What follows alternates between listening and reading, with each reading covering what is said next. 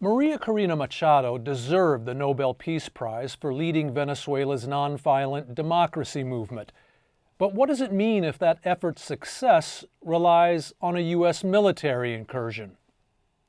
Hi, I'm Tim Padgett, WLRN's Americas editor, and this is America's Decoded, my commentary on Latin America, the Caribbean, and their key relationship with the U.S.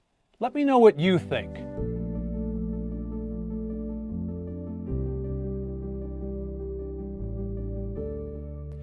When Venezuelan opposition leader María Corina Machado won the Nobel Peace Prize earlier this month, it came just hours after President Donald Trump announced his Gaza peace deal. That's certainly a welcome combo of accomplishments, and we should certainly lionize them. But it's also an uneasy combo, and we should also scrutinize them, especially when a U.S. military strike inside Venezuela looks increasingly likely. On the one hand, their victories showcase the power of the peaceful path. In Trump's case, brokering a ceasefire that led to the release of Israeli hostages and relief for suffering Palestinians. And in Machado's, engineering a democracy movement that humiliated Venezuela's brutal dictatorship at the polls last year.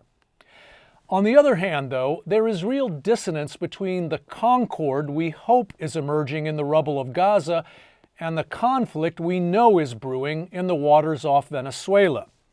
That should make us consider where we're headed when it comes to democracy and regime change. The military assets Trump has scrambled to the Caribbean have already vaporized various alleged Venezuelan narco boats. Legal experts call those lethal operations suspect at best. But the real question is whether Trump will start pounding targets inside Venezuela, as he's strongly suggesting, with the goal of dislodging its socialist dictator president, Nicolás Maduro. No queremos una guerra en el Caribe ni en Sudamérica. No, not war. Just peace, not war. I too would love to see Maduro and his mafioso government tossed. But I fear two things if Trump makes that move. It risks sending us back down an ugly interventionist road we thought the U.S. had finally exited. And it could ultimately serve to diminish Machado's Nobel, which she partly dedicated to Trump's decisive support. An incursion into Venezuela, even just surgical drone strikes or covert CIA actions, could send the wrong message to the region.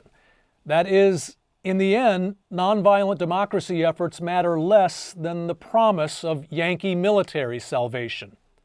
Why bother with the redemptive struggle to breathe life into democracy, as Machado's movement did last year with its ballot monitoring comanditos, when redemption's going to come anyway from the guns of a U.S. Navy destroyer?